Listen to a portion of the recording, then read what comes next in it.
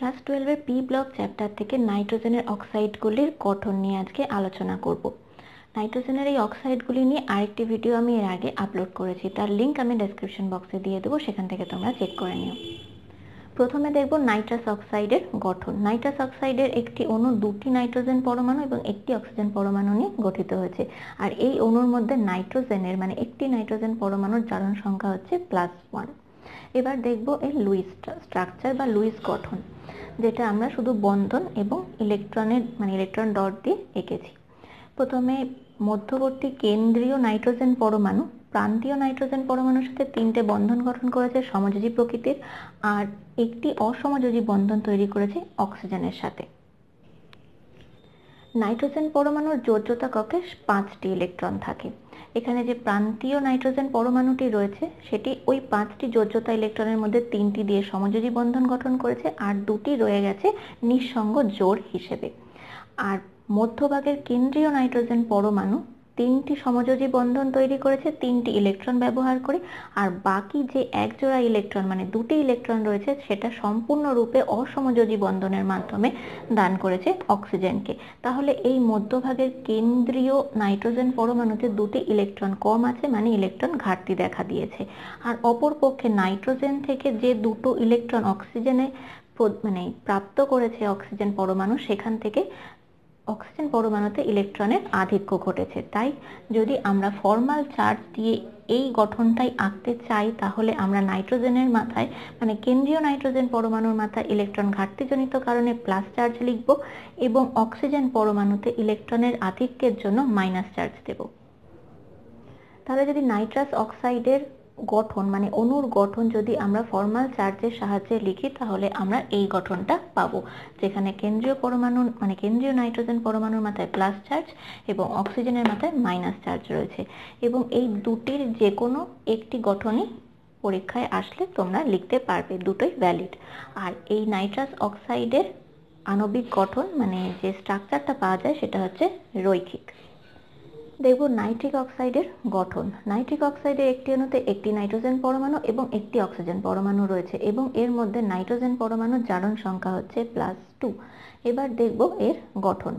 এখানে দেখতে পাচ্ছি নাইট্রোজেন পরমাণু তার যোজ্যতা কক্ষের 5টি ইলেকট্রনের মধ্যে 2টি ইলেকট্রন দিয়ে অক্সিজেনের সাথে 2টি সমযোজী বন্ধন গঠন করেছে এবং বাকি 3টি ইলেকট্রনের মধ্যে 2টি ইলেকট্রন নিঃসঙ্গ জোড় হিসেবে এবং একটি ইলেকট্রন অযুগ্ম ইলেকট্রন রূপে অবস্থান করছে। এবং অক্সিজেনের ক্ষেত্রে ওর যোজ্যতা কক্ষের 6টি ইলেকট্রনের মধ্যে 2টি ইলেকট্রন সমযোজী বন্ধনে অংশগ্রহণ করেছে এবং বাকি 4টি 2টি নিঃসঙ্গ ইলেকট্রন জোড় হিসেবে অবস্থান করছে। এই ক্ষেত্রে নাইট্রোজেন পরমাণু বা অক্সিজেন পরমাণু কোনোটিতেই ইলেকট্রনের ঘাটতি বা ইলেকট্রনের আধিক্য দেখা যাচ্ছে না। তাহলে এখানে আমরা কোনোভাবেই প্লাস চার্জ বা মাইনাস চার্জ লিখতে পারবো না। এবার দেখব ডাইনাইট্রোজেন ট্রাইঅক্সাইড মানে N2O3 অণুর গঠন। N2O3 অণুর মধ্যে 2টি নাইট্রোজেন পরমাণু এবং 3টি অক্সিজেন পরমাণু আছে, আর এখানে নাইট্রোজেনের জারণ সংখ্যা হচ্ছে +3। এবার দেখব এর গঠন। এখানে 2টি নাইট্রোজেন পরমাণুর মধ্যে একটি সমযোজী বন্ধন অবস্থান করছে। যদি আমরা এই নাইট্রোজেন পরমাণুর দিকে দেখি, তাহলে এর 5টা যোজ্যতা ইলেকট্রনের মধ্যে 2টি অক্সিজেনের সাথে সমযোজী বন্ধন গঠন করেছে এবং একটি ইলেকট্রন অপর নাইট্রোজেন পরমাণুর সাথে সমযোজী বন্ধন গঠন করেছে, আর অবশিষ্ট 2টি ইলেকট্রন নিঃসঙ্গ জোড় হিসেবে রয়ে গেছে। তাহলে এখানে ইলেকট্রনের কোনো আধিক্য বা ঘাটতি ঘটেনি। এই নাইট্রোজেন পরমাণুর ক্ষেত্রে যদি দেখি, তাহলে এর 5টা যোজ্যতা ইলেকট্রনের মধ্যে 3টি রয়েছে সমযোজী বন্ধনে আবদ্ধ, আর বাকি 2টো অসমযোজী বন্ধনের মাধ্যমে নাইট্রোজেন থেকে অক্সিজেনে সম্পূর্ণ স্থানান্তরিত হয়েছে। তাহলে এই নাইট্রোজেন পরমাণুতে ইলেকট্রনের ঘাটতি তৈরি হয়েছে এবং একই সাথে এই অক্সিজেন পরমাণু ওই 2টি ইলেকট্রনকে গ্রহণ করে ইলেকট্রনের আধিক্য ওখানে আমরা দেখতে পাবো। আর বাকি 2টো অক্সিজেনের মধ্যে 2টো অক্সিজেন পরমাণু সমযোজী বন্ধন মানে 2টো সমযোজী বন্ধন গঠন করেছে এবং এখানে ইলেকট্রনের ঘাটতি বা আধিক্য কোনোটিই নয়।